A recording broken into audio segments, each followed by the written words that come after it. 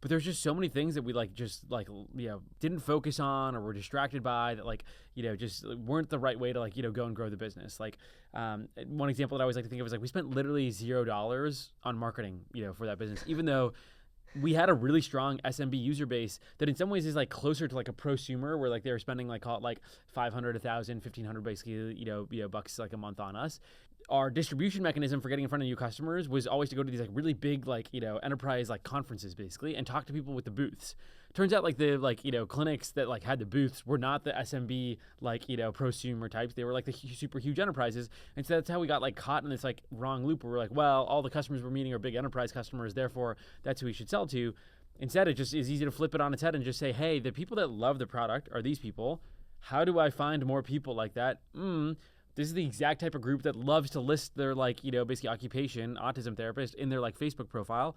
100%, I should have been spending $1,000 a month on just Facebook ads to autism therapists in XYZ size range and advertise the product to them. And I guarantee I would have gotten way more customers and inbound, et cetera, than my once a month conferences that I was basically going to.